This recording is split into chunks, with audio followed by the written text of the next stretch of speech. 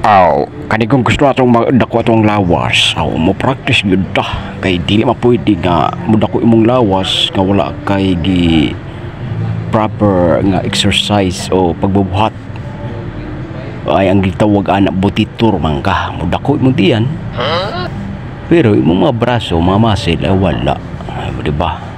Mao bitaw nga mo practice gyud ta mga kois kay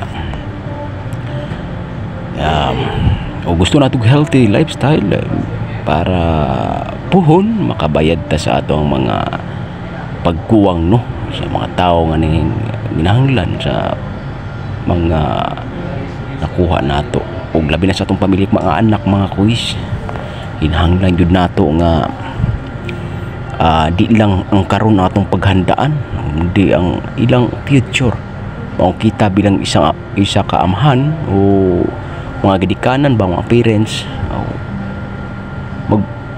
magsugod sa tuwa ang ilahang future kay ug wa tay healthy lifestyle mga kuis. Ano ari ka usani merasani mo na panjang? Gasto ug ini kasakit nato. Pero ug ikaw wa gyud kay exercise mga kuis.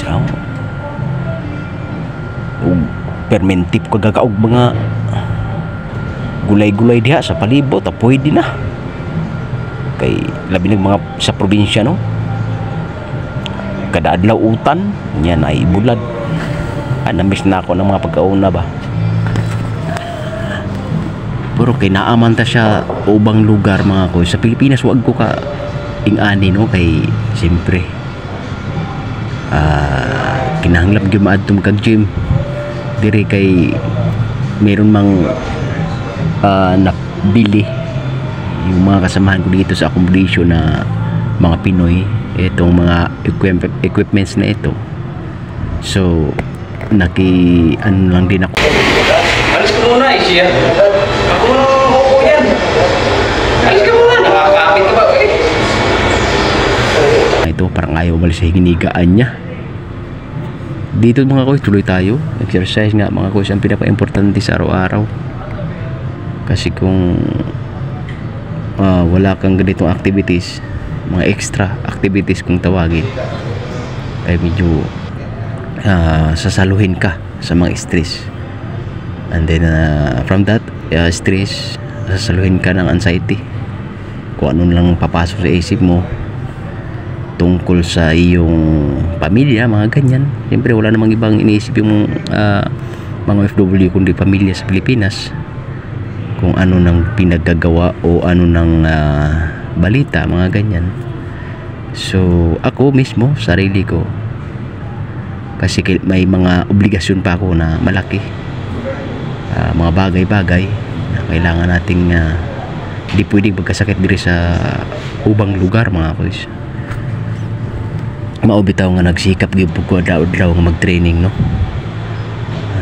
mag-practice mag-gym, magbuhat-buhat okay, para nako importante man gyud ba ang kalusugan. Health is wealth. Bisag wa tay kwarta basta naa tay mayong panglawas o daw maayo lang gid ang aton future.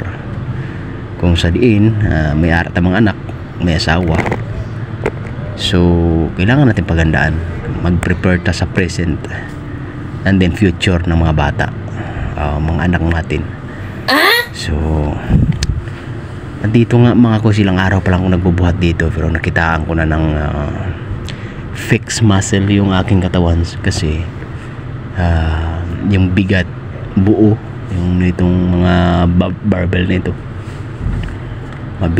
mabigat ibuo siya, kaya ayun, medyo pumapasok agad sa katawan mo yung paghagod ng muscle.